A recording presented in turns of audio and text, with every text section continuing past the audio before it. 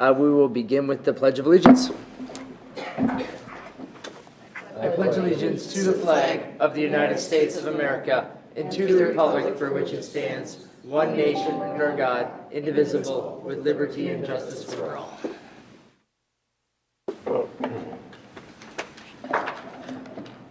So here we are in the middle of a nice sunny afternoon. For now. For now. For now, yes. It's not supposed to rain today, so. What? Very late. Yes, it is. What is it? It's supposed to, You supposed to didn't get read your email from? It was 80%, so it's not going to rain. No, okay. All right. Well, we'll dispense with the minutes from the August 9th meeting. I'll make a motion to approve the minutes. I'll second that. All right, you have a motion by Commissioner Dahlheim and second by Commissioner Hewsome. Any discussion? All in favor, say aye. Aye. Opposed, same sign. The minutes are approved. Today's agenda, is there any modifications or additions to today's agenda? No additions or deletions? I'll make a motion to approve the agenda.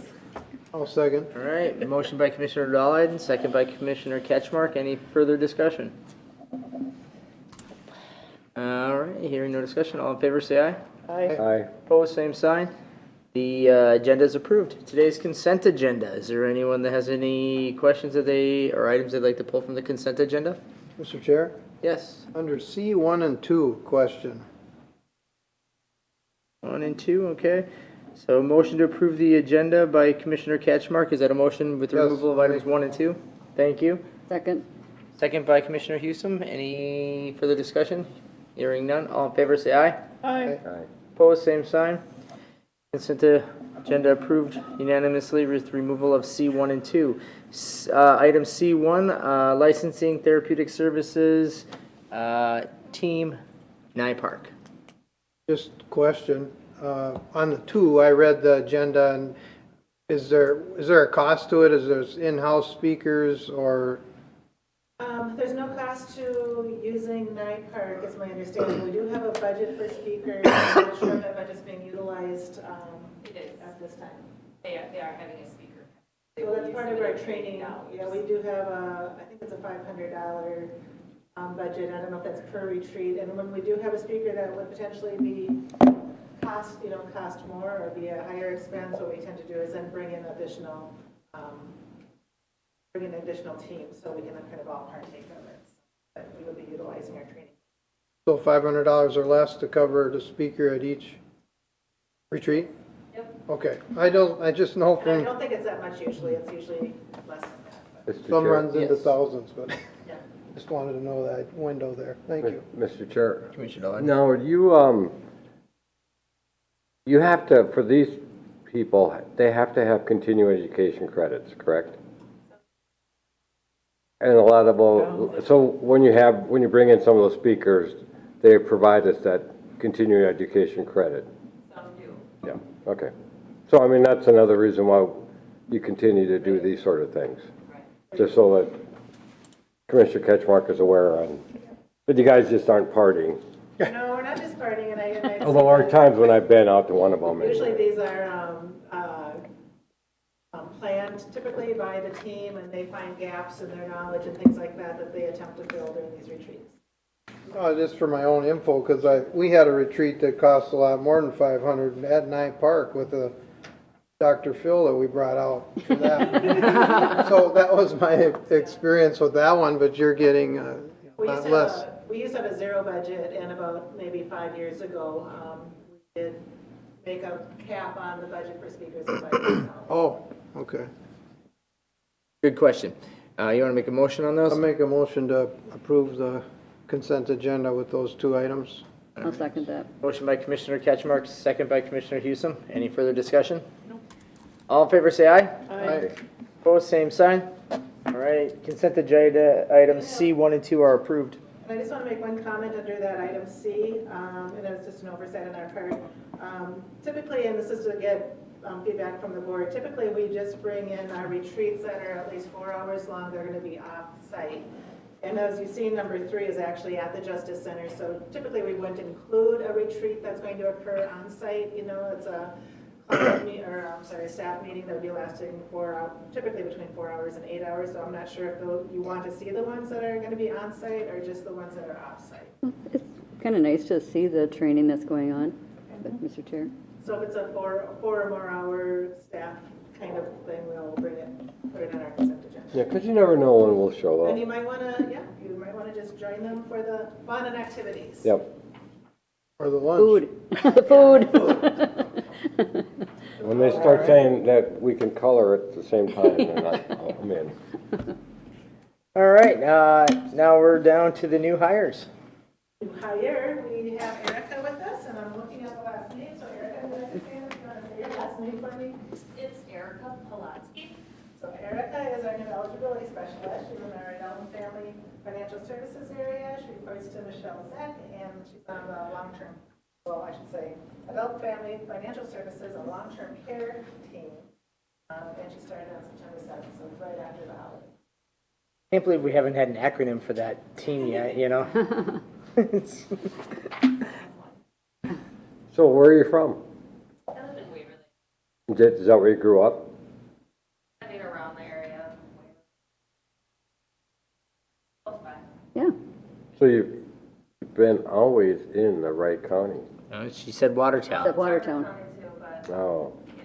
First, Well, part of Watertown. You know, actually- everybody makes mistakes once in a while in life, so. She saw the high taxes in Watertown and came back.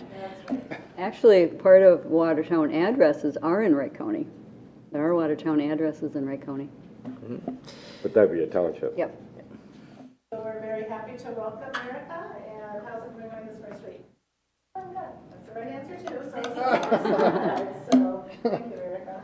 Where, Yeah. did you do this type of stuff before, or? I collected on phones before.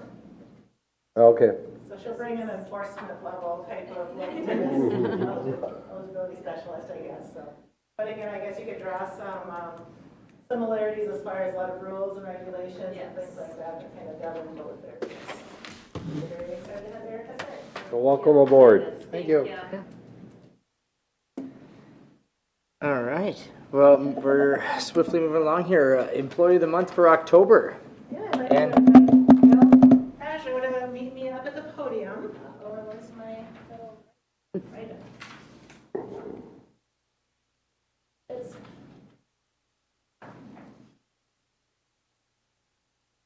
The board, you may Hot seat. recognize Belle. She's a well-known person in our agency, one of our ISS staff that kind of makes the rounds when working on technology things. Belle's Employee of the Month write-up is kind of a conglomeration of a lot of folks that kind of contacted her supervisor about what a good employee she is. So our October Employee of the Month is Belinda Pajot, an Information System Specialist in FTS, which is our Fiscal Technology and Support Group, since April of 2017. Belinda is focused on solving issues for staff and creating efficiencies. Belle's organizational skills have been key in implementing the current technical provisioning process to bring new staff on board quickly, efficiently, and ensure that the first day is frustration-free from a technology perspective. We had to put that qualifier in there, because the first day being frustration-free, I'm not sure, but technology-wise it is. Due to Belle. She also supports SSIS and other state system users and has developed key relationships at the DHS Help Desk, which assists in getting issues resolved more quickly. Here are just a few examples of the many emails her supervisor has received from staff and visitors. Belle is so kind, so helpful, and so on top of her game and so knowledgeable. It makes my job so much easier as a teleworker. She never complains and is always willing to help, even if it's a remote issue at 4:29 p.m. Next. I wanted to let you know how helpful and great Belle was yesterday with me when I was getting my new phone up and running. I wanted to email you personally. She was polite, patient, and knowledgeable and helped me immensely. Next. I just wanted to let you know what a star employee you have in Belle. I just wanted to let you know how determined Belle is to find a solution to issues. And next. While setting up in the training room this morning, Belle cheerfully went over and above and helped me with connecting my new laptop to Wi-Fi. I so appreciated her help. I just want you to know how helpful Belle is and how much I appreciate all that she does. And finally, nope, that's not finally, Belle's contributions to and impact on the day-to-day technical operations of our agency make her a true asset. Thank you, Belinda, and congratulations on being our HHS October Employee of the Month. Here you go.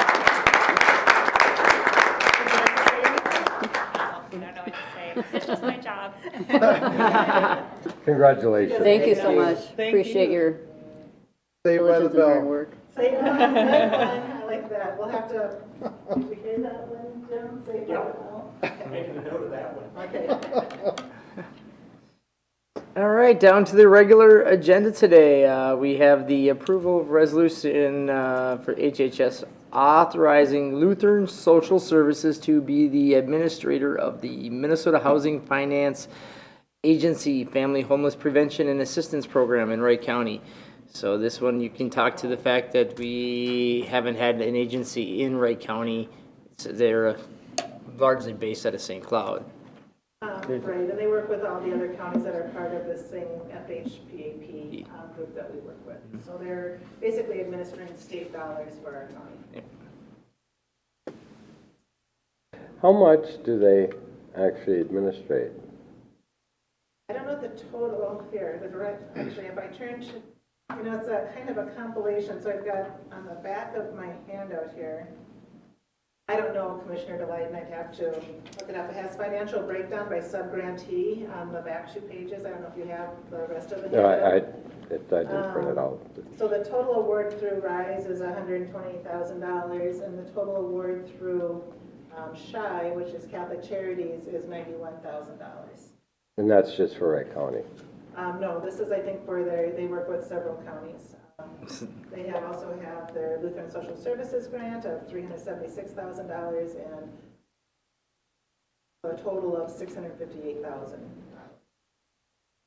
Of that, 88% went for direct assistance to clients, and 84%, and that was through June. And then at admin, 64% of their admin money was spent. Well, not a whole lot, kind of tough to help many residents out at that price. Yeah, it kind of is, we have actually, I think, one of our eligibility specialists that goes to the regional meeting for this, and they do help a number of people, and it's not always, they help find housing through lots of different sources, but Lutheran Social Services and Catholic Charities have always played a big part of it. I believe Catholic Charities was the facilitator, and in recent years that's changed over to Lutheran Social Services. So we'd ask that the board sign in favor of this resolution so they can continue doing the good work that they're doing. I'll make a motion to approve the resolution HHS 21-03. All right, motion by Commissioner Dowlight and second by Commissioner Wetter. Is there any further discussion? Hearing none, all in favor say aye. Resolution. Oh, it's a resolution, I'm sorry. I'll start it off. Aye. Aye. Aye. Aye. Aye. Resolution passes 5-0. All right, now we have to approve the resolution for donations for the month of August. I'll make a motion to approve that resolution for August donations. I'll second We again. have a motion by Commissioner Dowlight and second by Commissioner Wetter again here. Any further discussion? Just a thank you to those who Yeah, provided thank the you. donation. Yes. We always acknowledge our donations. I will start off the vote here. Aye. Aye. Aye. Aye. Aye. A resolution passes unanimously. All right, item number 3, informational. Americorps Seniors Program Director Jennifer. I'm not gonna get that last name. Maybe you want to help me? So, board, I'd like to introduce our 2 representatives from Americorps, Americorps Seniors Program. Apparently, Americorps has lots of different programs, and they're here to talk about our seniors. And we have Jennifer and Heather with us today. Thank you so much for having us commissioners and Jamie. I'm Jennifer Wooker, the director of the Americorps Seniors RSVP program, and I've got Heather Brooks with me here, and she is our program coordinator in Wright County. And we're excited to tell you about this program that is brand new to Wright County. We've been covering Stearns, Benton, and Sherburne counties since 1973, supporting older adults in volunteer service, as well as supporting nonprofit licensed healthcare and public organizations in their volunteer needs and meeting those community needs. and the services they provide. So our program received a Wright County expansion grant through our federal grant Americorps, and we started in April 1st of this year in servicing Wright County. So Heather is our representative in Wright County to engage older adults in service, as well as to support the nonprofit licensed healthcare and public government organizations of your county. Wanted just to give you some information about our program and a scope of what we're looking to do here in Wright County in the upcoming year and for years to come. So Americorps Seniors has 3 programs. RSVP is one of them. Our name used to be the Retired and Senior Volunteer Program, and now we go by RSVP. And then there's a foster grandparent program and a senior companion program, all sister programs to us. Volunteers through RSVP are able to serve whatever they're interested in doing. So they might choose to volunteer 3 hours a month. They might choose to volunteer 20 hours a week. It's what they can give back to the communities. Right now we partner with a little over 150 local organizations that need and use volunteers. And so we're the bridge supporting older adults in service, recruiting older adults, and sharing the good work that they're doing as community members to improve the quality of life in our communities within the 4-county area that we serve. The mission of our program is to foster volunteer engagement for adults 55 plus and improve the lives and strengthen our communities. And I'm going to turn it over to Heather. Yeah. Hello, Commissioner. I'm going to try to sneak over here to the mic here. No, just picking. Yeah. So RSVP really enhances community engagement and social capital by fostering a sense of belonging and involvement to our older community members. We promote healthy aging and volunteer engagement to improve the quality of life throughout, like Jennifer said, Benton, Stearns, Sherburne, and now Wright counties. We do support about a little over 150 nonprofits, government, and licensed healthcare organizations within those 4 counties. And we really collaborate with community partners to define and support community issues through established memorandum of understandings. We also recruit volunteers for ongoing and one-time positions at partner organizations. And we really work to assess and match individual interests and skills to service opportunities.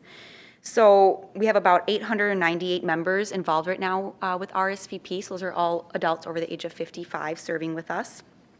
And this support we provide to those volunteers includes a customized volunteer experience with a personal enrollment, orientation to the program, and personalized volunteer placements at any time. So it really suits the volunteer, the individual. And then we also offer some volunteer transportation reimbursement. There's a few accident and liability coverage. And then we also, of course, do volunteer recognition, gifts, and celebration, the fun stuff. So you've heard us mention 150-ish organizations, and that's because that number is growing with our partners that we're establishing in Wright County. And Heather's going to share with you where we're at right now and how that looks with those partnerships. But before we do that, just want to kind of give you an idea as to the impact that RSVP volunteers had in 2022. So in Stearns, Benton, and Sherburne counties, and what we hope to expand and do here as well. We had in the year of 2020, of course, the COVID year, our volunteer numbers were down by a little over half, but we did still produce 61,488 volunteer hours back to those 3 counties and communities within. Food security is a priority of ours with our federal grant, and so we did have 221 RSVP volunteers that gave a little over 10,000 hours in food shelves and food security programs in 2020. Healthy aging is another aspect that we focus on, and we had volunteers provide over 9,000 hours of service in 2020, providing that companionship services, primarily for older adults that are more isolated, lonely, and providing companionship in those areas. K-12 education, so we're just kind of covering the whole gamut, is another focus area of ours, supporting students K-12 in their education, both reading, math, and general mentorship as well.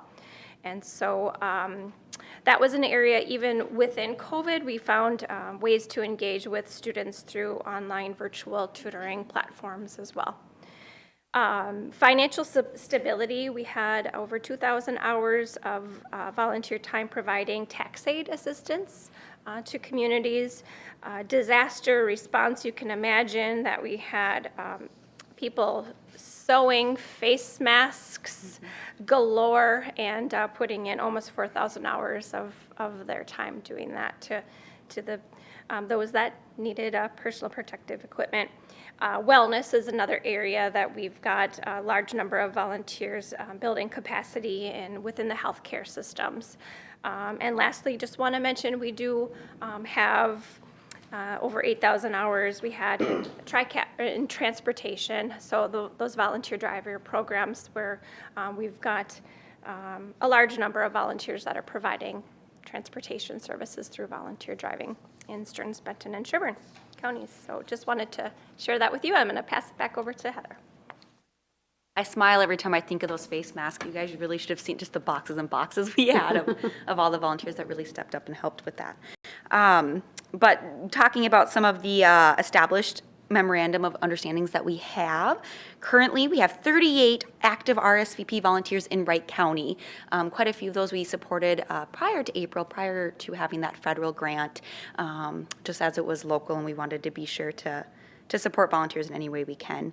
But in addition, we have those 12 MOUs, and right now that's with Buffalo Food Shelf, Buffalo Community Center, Senior Community Services, Rivers of Hope in Monticello, Guardian Angels, Great River Regional Library System, CentraCare Monticello, the Monticello Help Center, the Monticello Senior Center, Wright County Community Action, and as well as Central Minnesota Council on Aging and Big Brothers Big Sisters. Even just this morning, I was over in Maple Lake meeting with the senior dining site there, and they really need volunteers. So hopefully it was a good connection, and we'll definitely get some volunteers there. Right now, we are still seeking partnerships with Alina Health, Annandale Food Shelf, some of the school districts such as Buffalo, Hanover, Montrose, Monticello School District, and St. Michael, Albertville, of course. The Clearwater Food Shelf, the Crossroads Animal Center, Crow River Senior Center, Hanover Food Shelf, Wright County Area United Way, and Wright County Health and Human Services would be a wonderful partnership.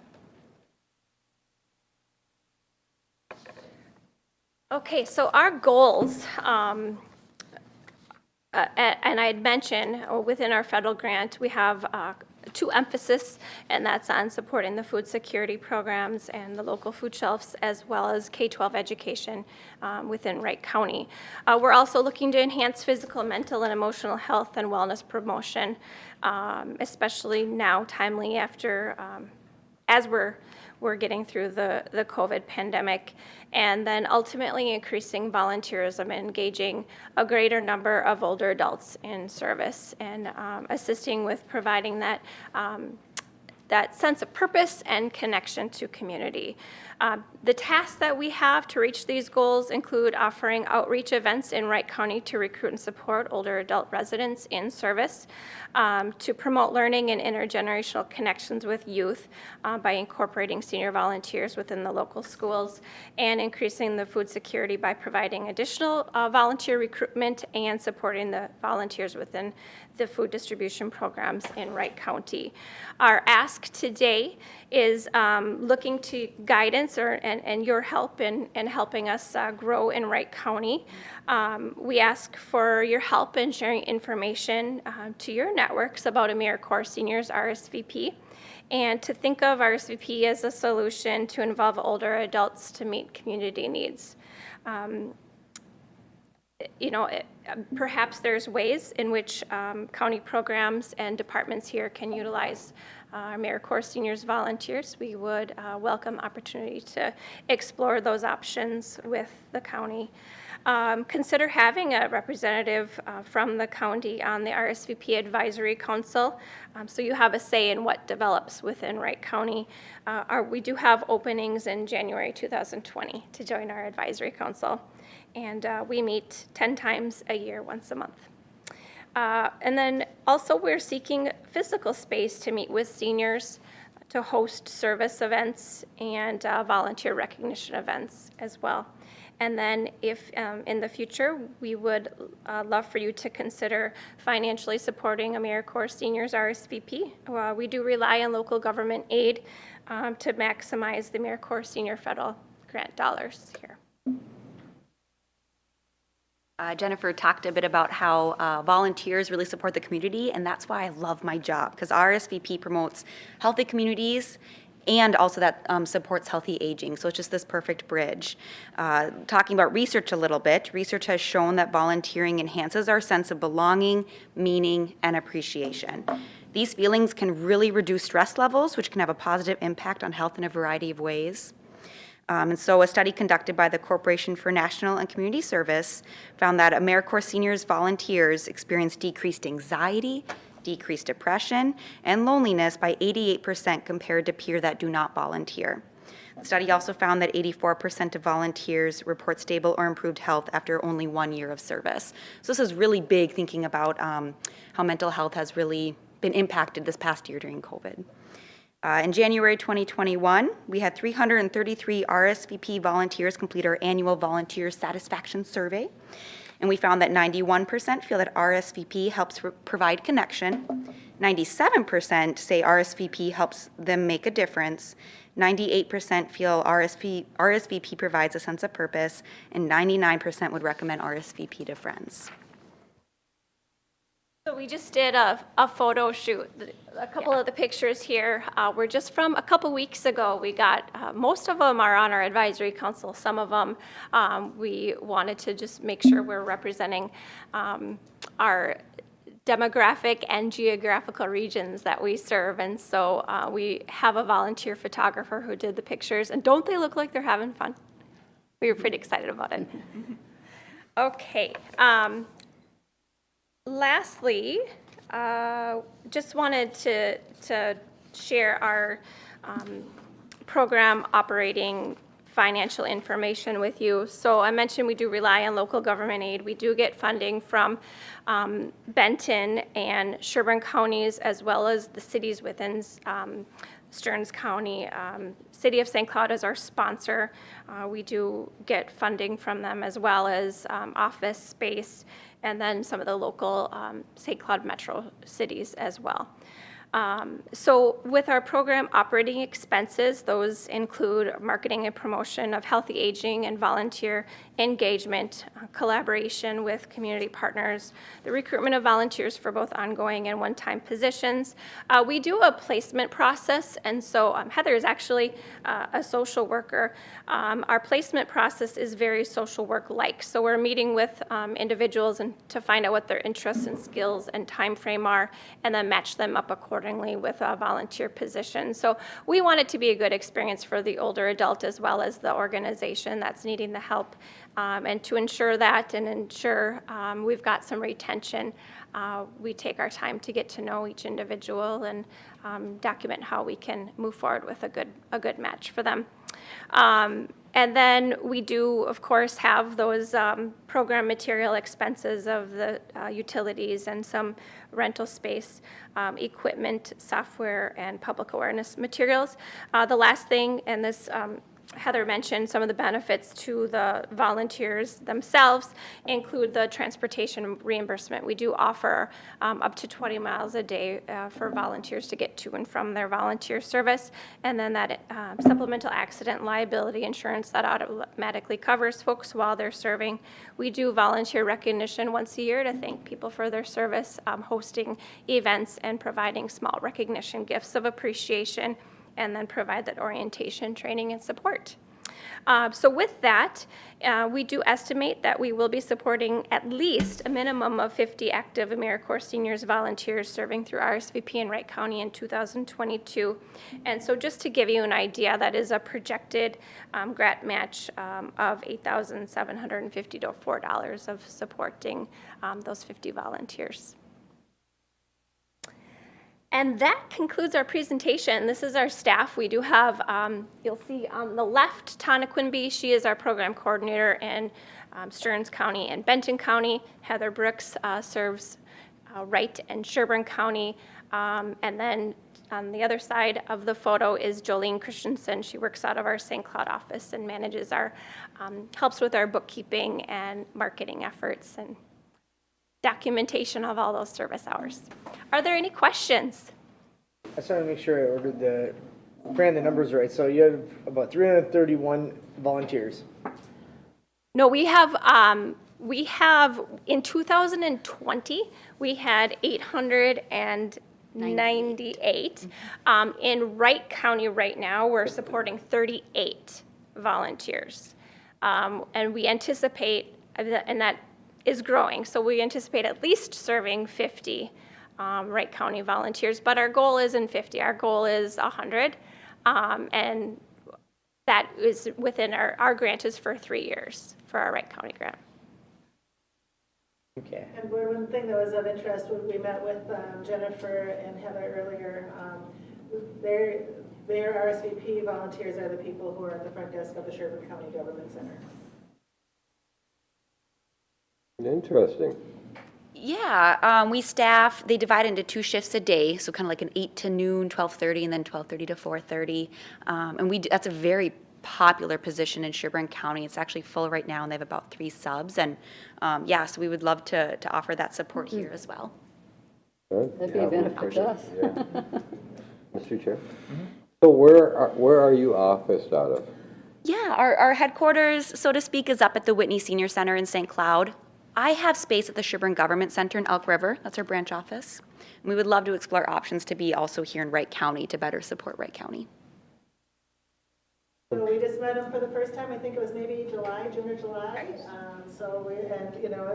a former life, I worked at the Whitney Senior Center, and I worked with the RSVP volunteers, and it was a great experience. So I think they do a great job. And I think it's interesting because our next presentation is going to be about seniors that don't have this great experience all the time, because we'll be talking about vulnerable adults and some of those ill effects that people have when they are isolated or when things do happen to them, family dynamics. So it's really nice to see the positive presentation about how this is kind of a give and take and everything for the RSVP program. So yeah, I'd be interested in talking with the board potentially about space in the future and other ways that they can work, not just within HHS, but in other parts of the county as well.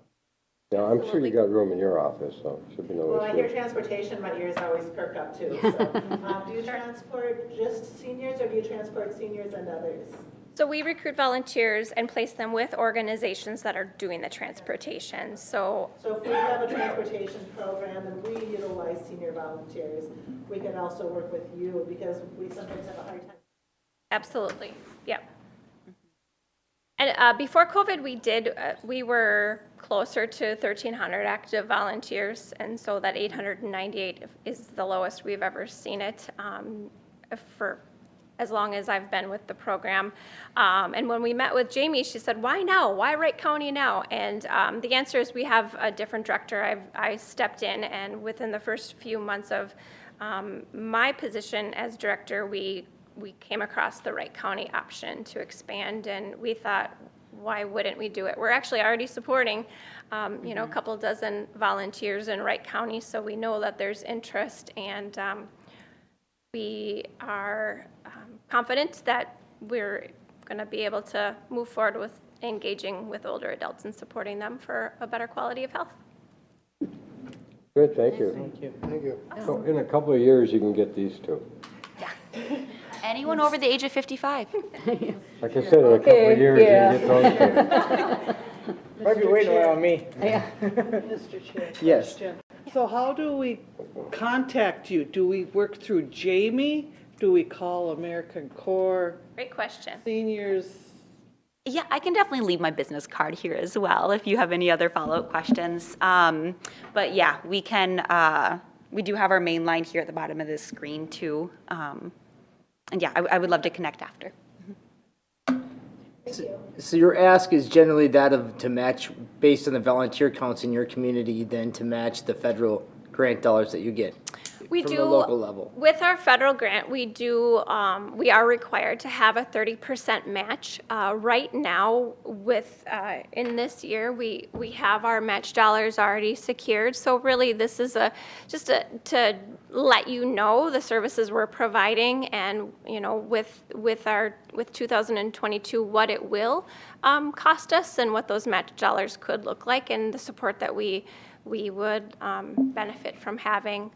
Anything you could provide to support us. So generally, just a number off the cuff would be like, to start out with right around that $8,000 to $12,000. That 8,000 is what I'm predicting is going to be the expense for the local match, because you should have received our budget for Wright County, and it does spell out what we're getting from our predictions and what we are for sure getting from our federal grant, and kind of the breakdown on that, and how we do our budgeting is per volunteer, and so what it looks like to support each volunteer, and we subtract both our federal and state grant dollars against that to. That's not your ask is relatively fair for based on the number of hours that so it's Not the hours, but the number of volunteers we're supporting in Wright number County. of volunteers which equate to hours. I mean, It does, absolutely, because next year we'll come back and we'll tell you what the Wright County volunteer hours did to support Wright County communities, and then we can look at either minimum wage or there's a value of the volunteer hour and what that is doing and bringing back to the community in Wright counties and that value. Yes. Another question, what does it take to become a senior volunteer? Ooh, good question. I mean, you know, do you have some standards or, you know?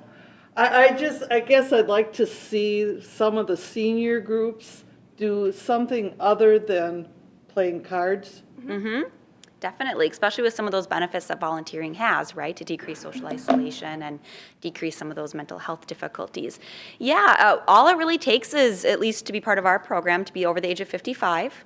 And then we would meet to go over that personalized experience and see what a volunteer would like to do and match them with, one of our partners. It's that simple.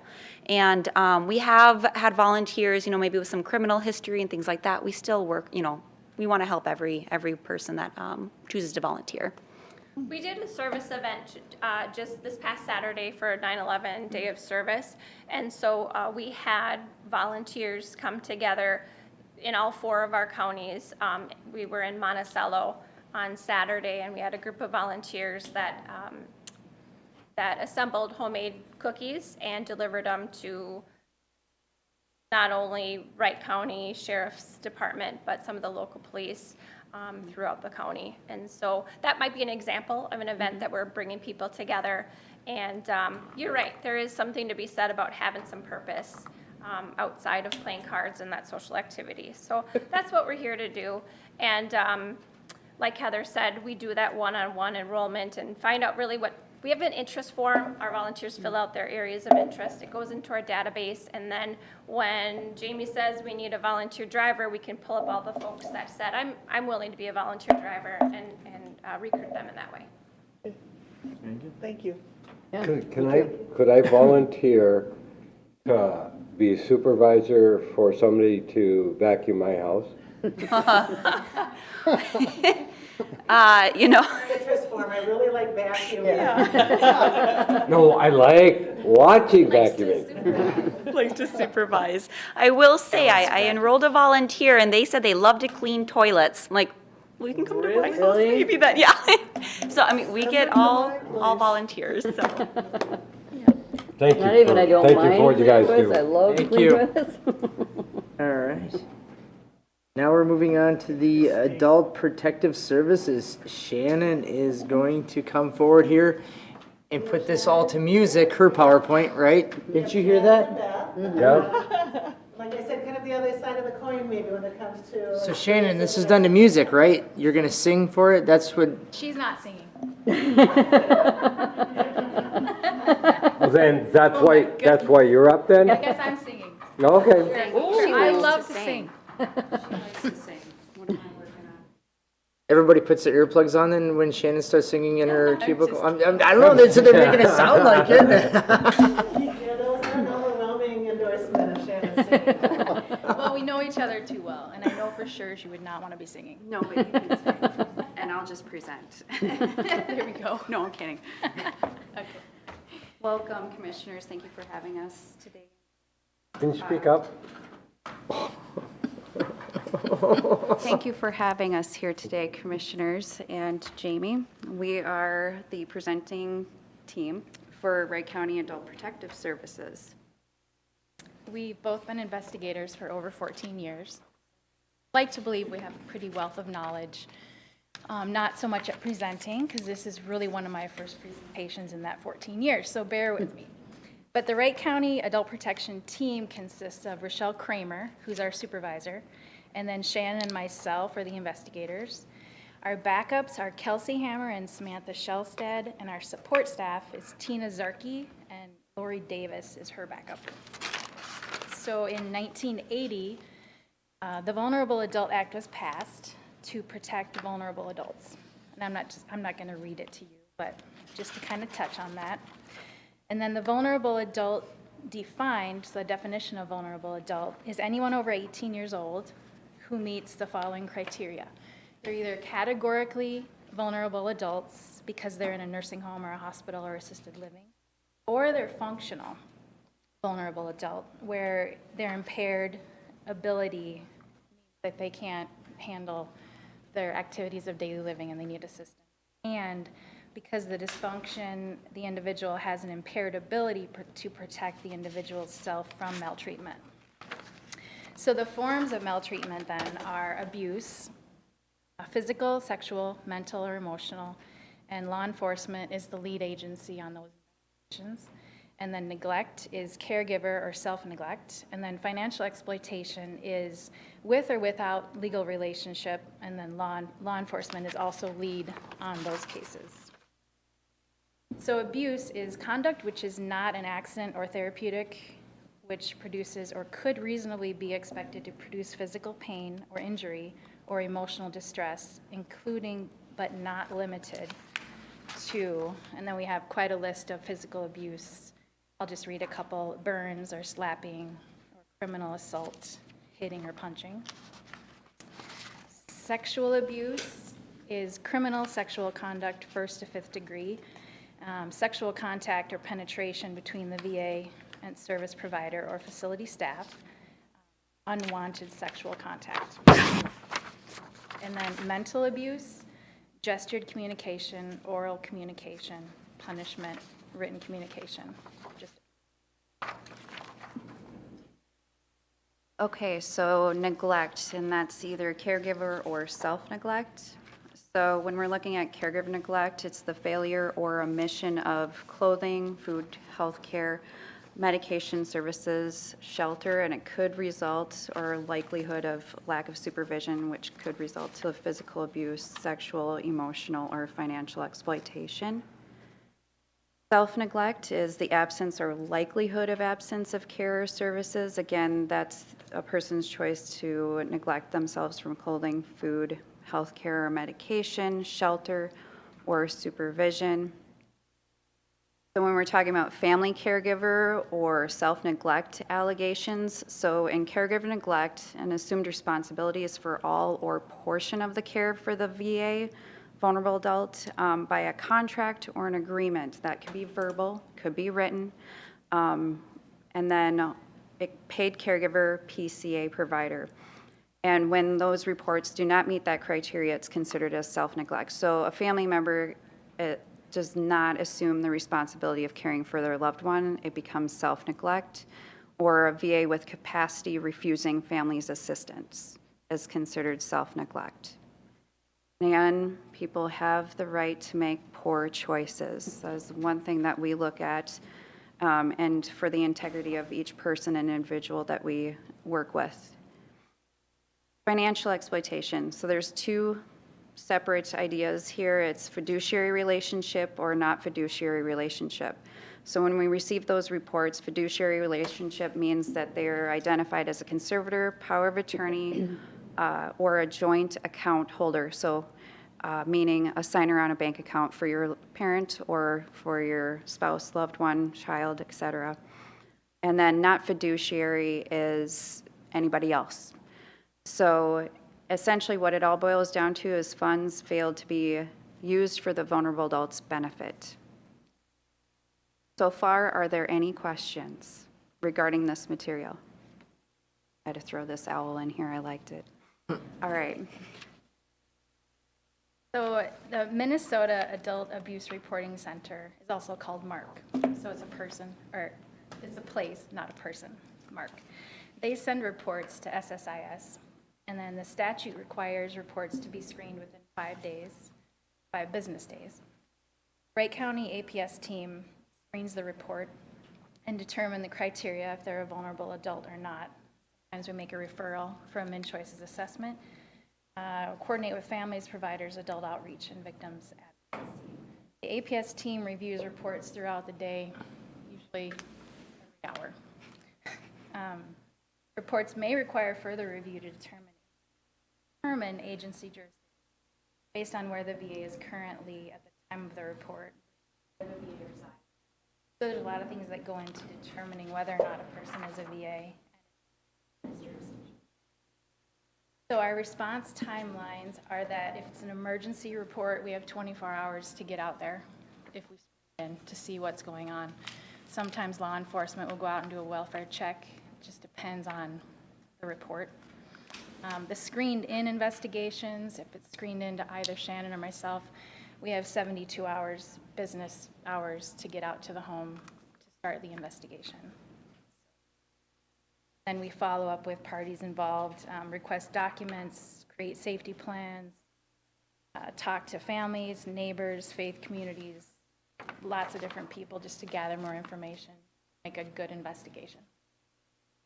The EPS reports, effective January of 2022, MARC will no longer contact the designated agency of after hours, so after 4:30. Of the reports. So Wright County on-call staff will review the reports in SSIS and will consult with the on-call supervisor regarding any questions. And we will be doing a training for them in November to get them sped up to what's on with those cases. As it stands right now, the reports are going to law enforcement to dispatch. So they're fielding those calls up until January of 2022. So with our investigations, once a report is screened in, we will conduct the interviews with various parties involved, gather documents, like she had said, creating safety plans, coordinating, and also working with family members. Over COVID time, we were working a lot with family members to provide the best safety and what outcomes to make sure that the vulnerable were safe. On average, we are managing between 10 to 12 investigations at a time, and that can go on up depending upon the nature of the report and what we're finding when we're doing our investigations. And of those reports, they need to be resolved within 60 days. However, some of the investigations will take longer because we are either having to wait for bank statements, working with law enforcement. We're also potentially looking for guardianship and conservatorship, and placing individuals outside of the community, which is obviously something we want family members to work with us on and to also have the individuals have a safe plan of care. So in Wright County, the 2020 data, now I apologize for this, it looks very cumbersome. However, what you can tell is we broke it down by months and how many reports were screened each month. So at the end of this slide, you'll see that of total for reports that we screened were 679 reports in Wright County. And then of those, 125 reports were screened in, which leads to 18%, which is the state's average of 20. So we're falling in line. And then also the allegations that we are investigating is, that we investigated was 214, and then it broke it down to further with what both Beth and I had for reports that we were investigating. And then it broke it down even further, the amount of allegations. And again, these numbers don't match up because with each specific report, you can have multiple allegations. So in one report, there might be physical and emotional abuse along with financial exploitation, which was potentially something that we see often, or there's self-neglect that's occurring, would just be primarily, so of which were substantiated were a total of 15 reports were substantiated and 19 inconclusive findings. And then you'll see it takes a significant amount of evidence and information to make a finding. So our false reports are at 109 determinations. So, and as Beth had mentioned, mark the place, not the person. This is their contact information, and if you are considered a mandated reporter, you are required to do online reporting, which is on this slide, and if it's just the general population, we ask that you phone in, or you can make a report online. But they have both ways, which are staffed 24 hours a day, 7 days a week. So every older American has the right to live free from fear of abuse. Are there any questions? Chair. Mr. Chair? Commissioner, you submit your arm up, then you're second. Yeah, just for the inconclusive, what are some of the factors that go into that? I mean, without revealing anything specific, but, I mean, so someone is physically abused or financial exploitation, it seems like some of those things, I mean, I suppose it gets a little gray area, but, you know, how do they end up being?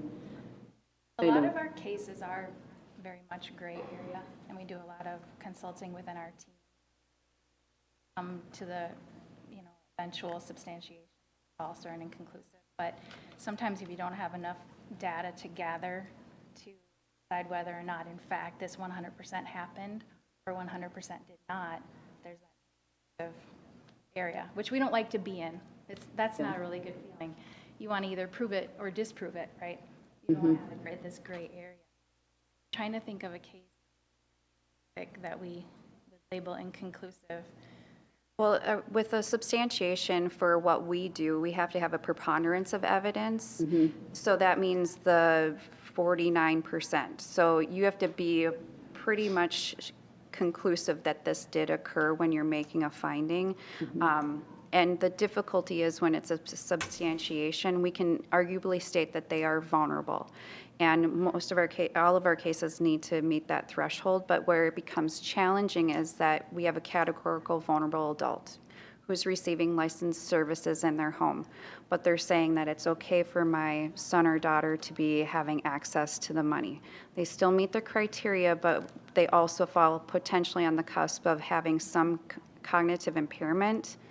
So it would be challenging for us to state that substantiation would occur because then we're, dealing with a person's right to choice to, give money, and that becomes the challenge. And so we're looking at inconclusives, but also the other piece to that is that the state had received a lot of data, I would say in years past, that a lot of us were making inconclusive findings, and they were saying, well, why aren't you substantiating these things? Or why isn't it a false finding based on, so there was, the message was received, and I don't want to state that we don't make an inconclusive finding, but it just does pose the problem and the issue of, did it or did it not happen? So that could be an example that I've seen, or at least been in my experience. It's probably a situation where Aunt Beth calls in and reports a financial abuse because grandchild Amy was given $500 from mildly cognitive grandma who has control of her own money. So now you have to make the distinction. Did grandma know what she was doing when giving Amy the money or not? And what, in doing so, giving Amy the money, was that some sort of malfeasance, or Especially when you have grandma looking in your eyes and saying, I wanted to give her the money. Yeah. Yeah, it potentially maybe was wrong, but grandma has the ability to make that choice to give her that she wanted to. Yeah. So And part of that too becomes a detriment. So if that $500 is all of her 5 months of personal needs money because she's left with only $100 every month because she receives long-term care services and has a spend down. So then we're also taking those things into consideration. If she doesn't have food on the table, though she has capacity, does it cause a detriment? So again, lots of gray areas with what we do. So then does law enforcement have to do a clawback, or do I'm assuming law enforcement has to do a clawback if they have to get the money back in a situation like that?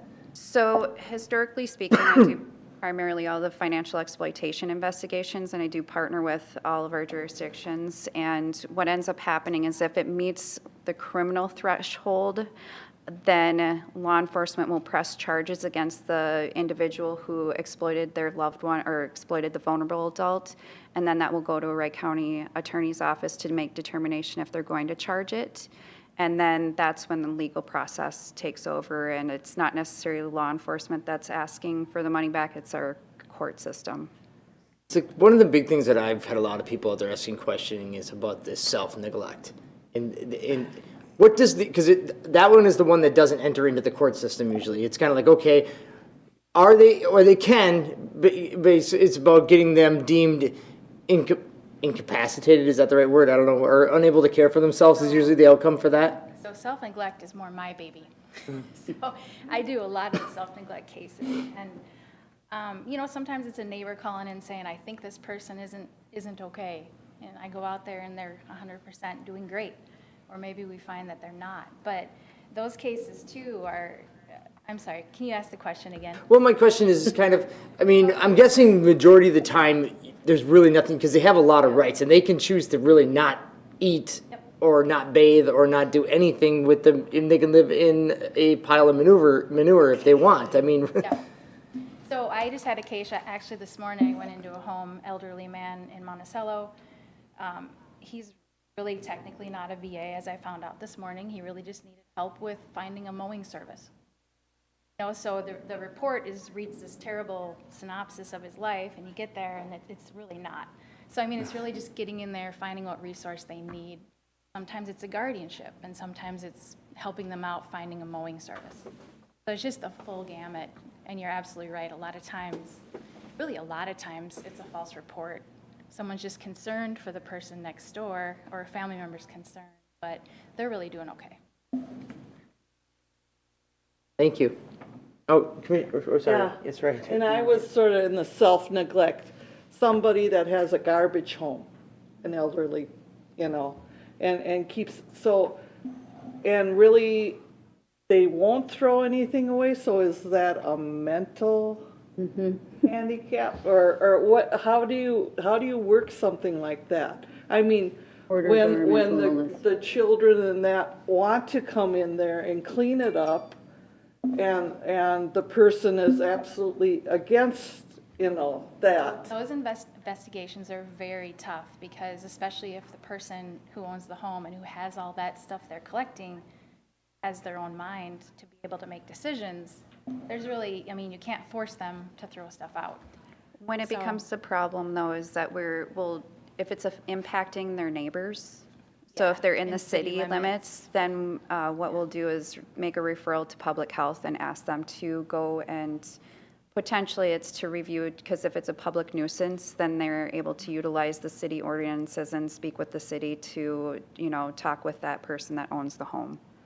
But if it's out in the country, that's a totally different ball of wax, if you will. However, if in my experience, I've gone out to a few different places where they were actually using the toiletries in buckets and then dumping it on the land.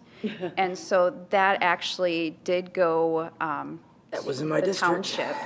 That went to the township, and then they had to fix that. They could not do it because of the water source, so to speak. So then they did get a porta potty out there, which was a solution. So, and because the other thing too is just because someone doesn't have access to running water doesn't mean they can't go buy gallon jugs of water either. So that becomes the challenge and the concern. Electricity is another thing that we're going to be looking towards, the fall, And if people aren't not having access to electricity or heat, then we're having some other discussions and trying to help facilitate resources. Well, I actually was in that circumstance. My mother-in-law was a hoarder. Right. And eventually, she had health problems, and it put her in the nursing home, and then we could go in. Because, I mean, it was our farm and our farmhouse that we were letting her live in, and, yeah, she just trashed it, and it wasn't a good situation, but, and it's stuff you had to go through because there were family pictures in boxes in the strangest places that, yeah, I had that job. Wasn't fun, but, so that's why I was kind of curious what, you know, was the right way of doing it, but yeah, she had finally had a stroke, and that's what landed her in the nursing home, so, I just imagine kind a lot of your work is with families, and I think one of the earlier slides was something about, like if you don't screen them in and you're screening them out, but potentially you would still do a safety plan for that individual? And also, and/or make a referral for a min choices assessment. And the Okay. assessor would go to the home Yeah, if maybe they your mom would agree. have benefited from some. mother-in-law. Yeah. Ooh. I should not get along, believe me. Thank you, Heather. Thank you, But Shannon. thank you. Is there any questions? Say, Mr. Chair, Mary, my understanding is that hoarder is a mental health diagnosis. Yeah. And so there's, I mean, I took a class on it, and few people that have, when they've hired crews to come in and clean it out, it's that what happens is they can, Starts over again. they will fill up that space in half the amount of time that it took them to accumulate the original amount. So it actually happens, or usually, maybe always, something traumatic happened to them at some point in life, and that is the way that they've Coping. are dealing with it, coping with it, I so. think sometimes you work with people to see if they'll go to get a diagnostic assessment or go to the Central Minnesota Mental Health Center. A lot of people just don't think they have a mental health problem. Right. and they- Yeah, it's, Mr. Chair? Yes. thank you. Beth, I see that last year you did 65 and Shannon did only 60. I know, slacker, So- slacker. My question is, Shannon knew this was gonna come. Oh, I can answer for you. So, does that mean you work that much harder, or does Shannon take the really, really difficult ones? There's a lot of difficult No, I'm financial just exploitation kidding. cases, and there's a lot of difficult self-employed cases. Some of them would take more time than others. Absolutely. And I bet if we look back that there was reversed the years before, but I had to give Shannon a hard time. Of course.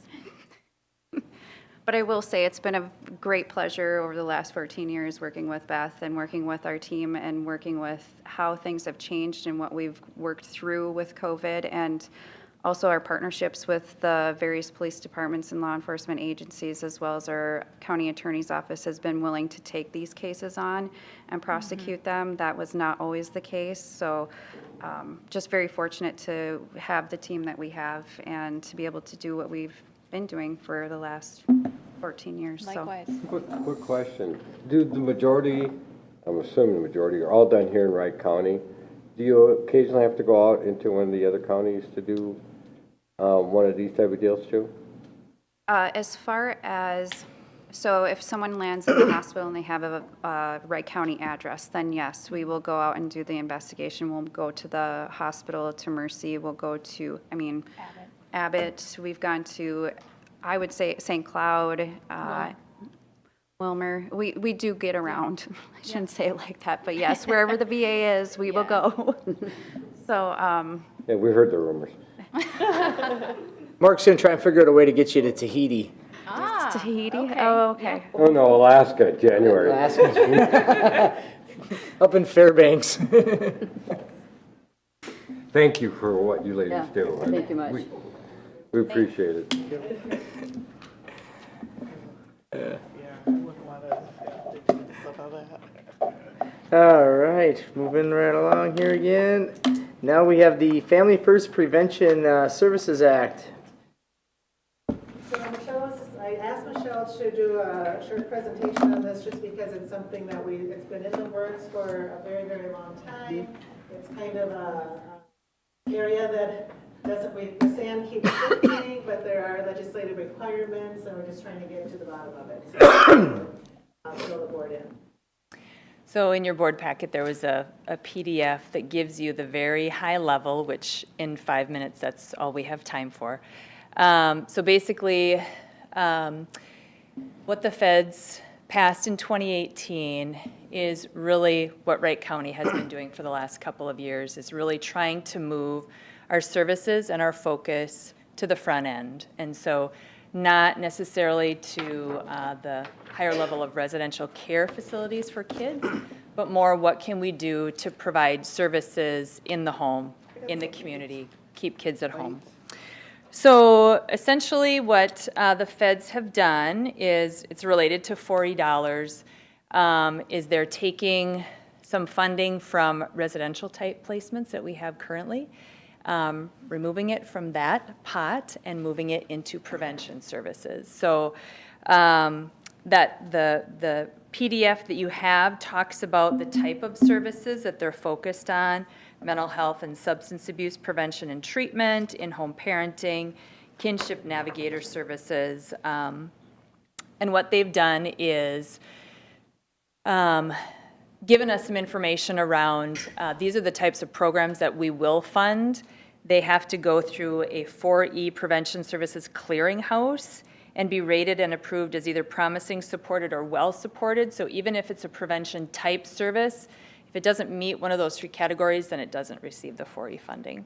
So, and it also has to be part of Minnesota's 5-year prevention plan as services that prevent maltreatment and removal of kids from their parents' homes. So there's no new money. This is just moving money. And there's all sorts of other pieces that aren't talked about, like SSIS has to be reworked in a number of ways. So staff have to be trained on all sorts of different things to fill out. It has changed some of the program definitions. Basically, if we already do screening, if a kiddo has a worker or they're coming to us from a PMAP provider and the request is for what is now called qualified residential treatment, which used to be kind of the residential treatment, we called it. We already do a screening, a family preservation screening. There's now some different qualifications for that. If you are looking to that level of service, you have to have a qualified individual who has to be trained and contracted either through DHS or a county. They have to do like a 10 to 12 hour assessment. That assessment must support that level of treatment. That all has to be done within the first 30 days. If you place a kiddo without that, after 14 days, your 4E funding ends. And I'm just getting into one of the field of weeds that's involved in this Family First Prevention Services Act. So they're making it more difficult to make. There's more hoops. Yep, there's more hoops, more layers. I think the intent of the feds in doing this is good, to move money to prevention services. It's just that I feel like we're adding just so many layers. And we were, Wright County, we've already been moving this way and done a number of things. And so it's like, okay, now we just need to check the boxes and, and to make sure that our 4E funding doesn't go any further in the toilet. But this is where the problem lies with this, is that it's designed to function well as a business. Because business, you have a person that's there to do the paperwork, to do the documentation. But now you tied all these things to every different little application, all this different work, and it's like, okay, you want me to take care of a very difficult child or difficult child sibling group, and you want me to do this much paperwork with it, and it's like, it'll only work in a group home setting because you can have people that are, you'll be here all night, you do the paperwork at night, well, they sleep, but these other people are trying to be like regular homes. It's designed to fail. And it seems like we get a lot of the concept, but not a lot of the meat and bones from DHS Right. about how to achieve it. So it's, it's like, this is what we should be doing, but, which maybe it's good that we don't get a lot of that. But I was gonna say that 4E funding's proving very elusive. So Wright County's 4E funding has been going down. It's not in a great place right now, and I don't think this is necessarily going to help. But we are working on ways to see that we can get that 4E funding to be at least closer to some of the other counties around us. Because I'm guessing it has to be on a client-by-client basis to apply for it. And that's where more often than not, they look at it and they're like, ugh, forget it, you know? And a lot of these, the clients could use or need the services, but the onset of what they have to do in the ongoing documentation that's involved in it, that's the government has to look at it. If you really want to get utilized, you really want the help, you gotta somehow facilitate the paperwork aspect of it. And I would say part of it is like, I think kind of what you're saying, and it's maybe not so much as paperwork, but in our system, trying to figure out how this family fits in to all these different areas, because like we're working with the family, we've got the narrative, we kind of know the next best thing is, but now we have to see how it fits into the new model. Well, it's a lot of it's the paperwork of looking into understanding, the reading piece of it and just trying to understand that, okay, what do I qualify for it? And if it just seems so onerous on onset that you just instantly just turn away and go, forget it. One of the pieces, we have almost weekly webinars that DHS is rolling out right up, this starts the end of September. So we're just getting trained on it now, and then, kind of supposed to turn on a dime and be implementing it. Christine and I were talking the other day, they don't even have things set up in SSIS to do billing and claiming, which is supposed to start in January. And there's just so many things that are not in place. One of them is this qualified individual that we're supposed to have assess kiddos for this residential treatment. And that's a new mandate. That's a new mandate. They're called a qualified So individual. you have to have that 10 to 12 hour assessment within how many days of going into a residential? 30 days. Within how many? 30, yeah.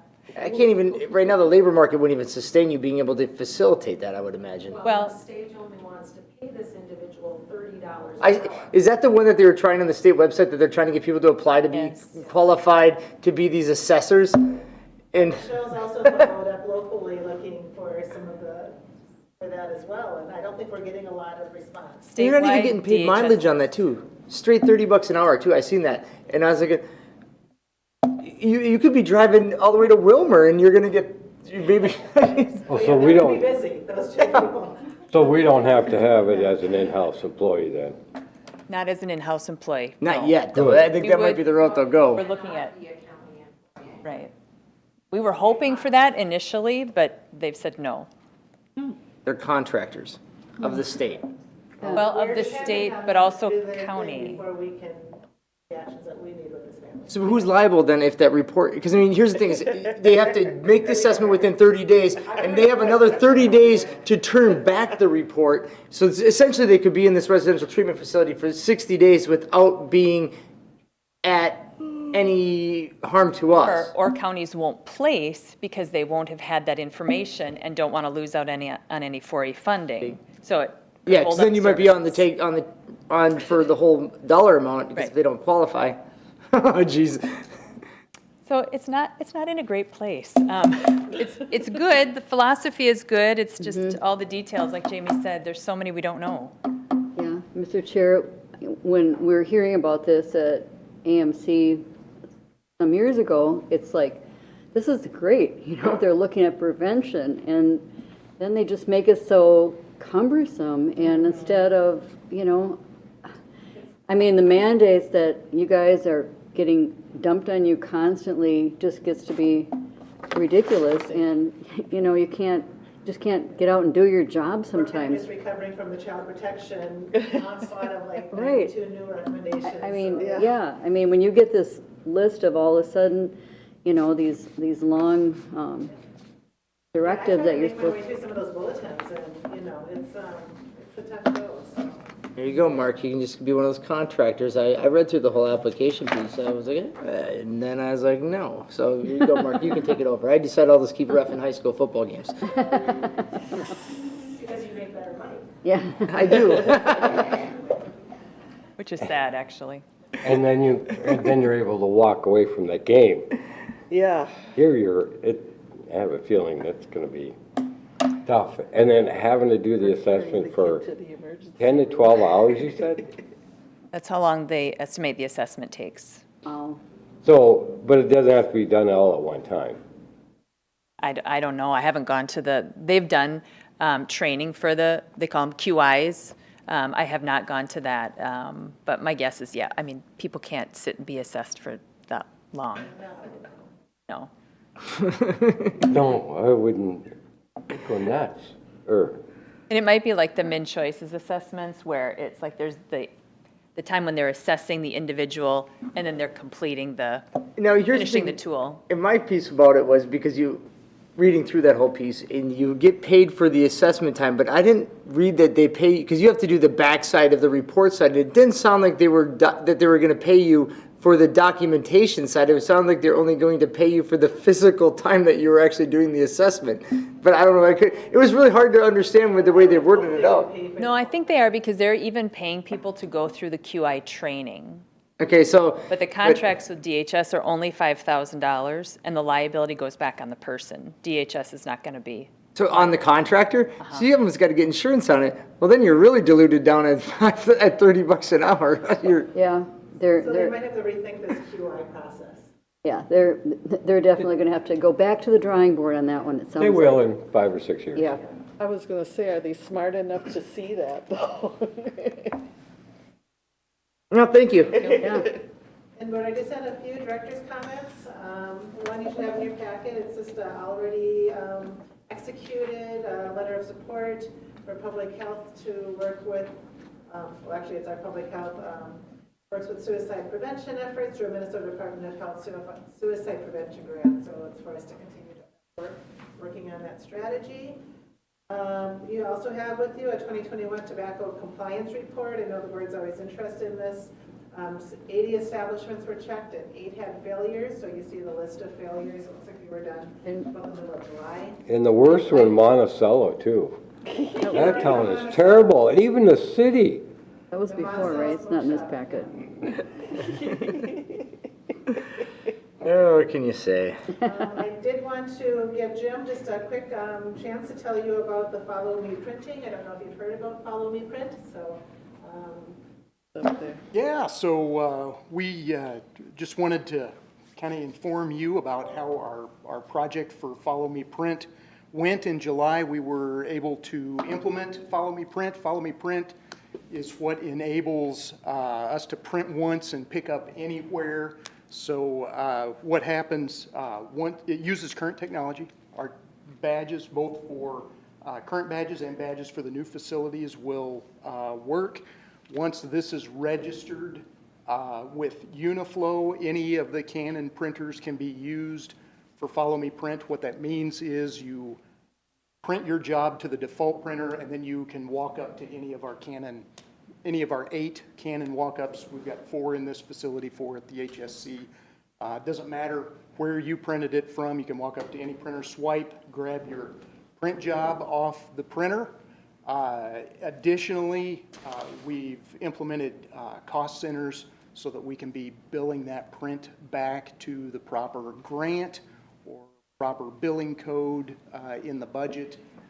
Also reporting on how much print the different divisions are consuming. So a lot of extra capabilities we have not had before we moved, and we're getting lots of positive comments about it. When that printer that you always print to is super busy and you need to get your print right away, and it's just a few steps down the hall to another printer, it's a big help. It kind of occurs to me we might have a paper savings too, because a lot of people print and they never go pick it up, and this way you're not going to print till you're ready to pick it up. So Or it'll never get printed. Yeah. Not picked up printed papers. This is something we're looking at for out at the new government center too. So it'll be throughout the county actually eventually. Well, I think Makes for the sense. teleworkers, if you're working remotely, you can send it and then it's not going to sit on the printer. You know, when you come in, you It's really nice for kind of our new way of doing business. Yeah, absolutely. It's been a great Jim did a success. really good job on getting that all set Yeah, up. thanks, Jim. Yeah, thank you. I guess Sounds I like shouldn't have it ordered saved this money. this way, because that was kind of a highlight, and this last one isn't quite that, but I wanted to give you an update on our, it's called our ICWA, we got a performance improvement plan. So this is a situation where the county will be taking a hit of $5,941. About half of the counties are in the same situation. ICWA is the Indian Child Welfare Act, so I don't know if Michelle would want to say anything, but we were out of compliance this past year, and so the state will capture some of our funding from this. For how many residents were you out of compliance with? We just had one case reviewed, so our population is very small. I was So gonna about- say, I didn't think it was very big. Yeah. Over half the counties had no Indian children in placement, so they weren't part of this funding.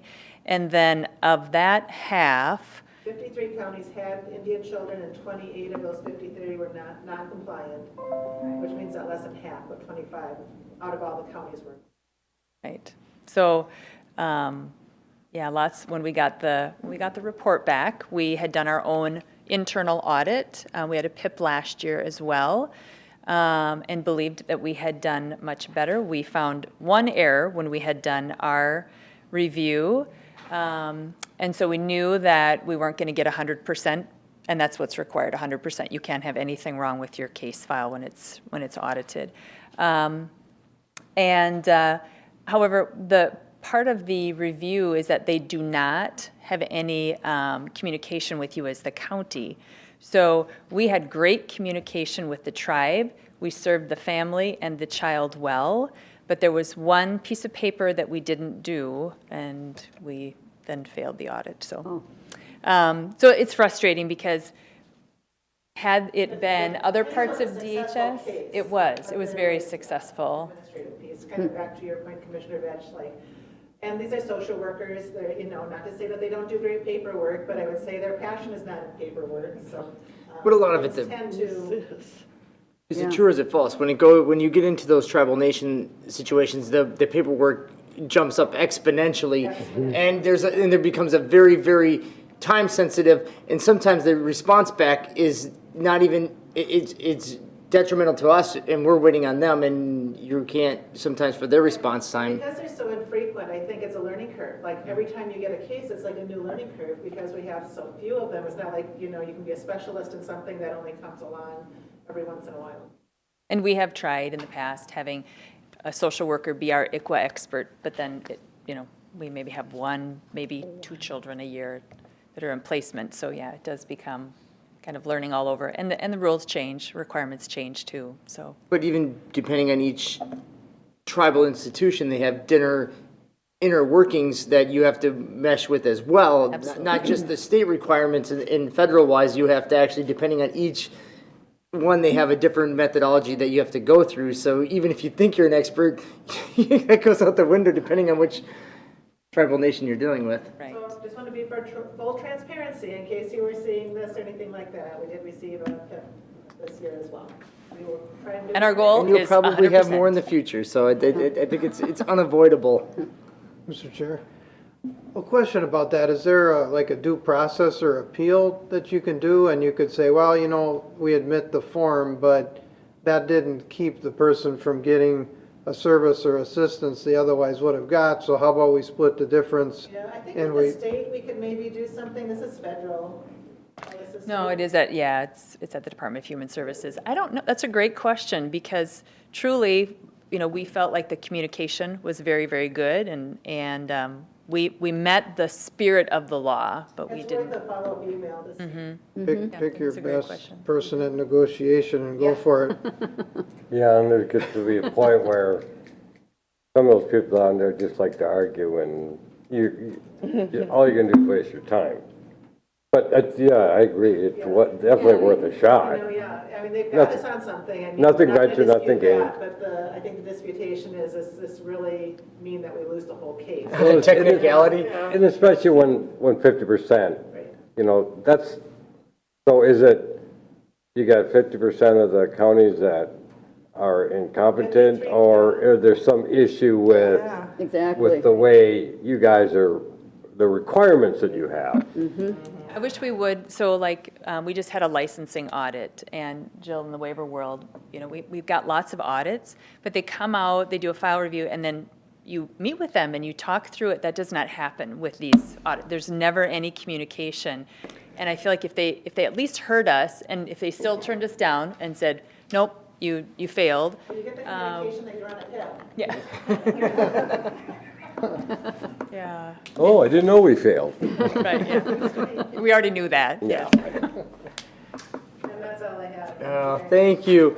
Well, if there's no other business, we will adjourn the Health and Human Services Board meeting at 2:54.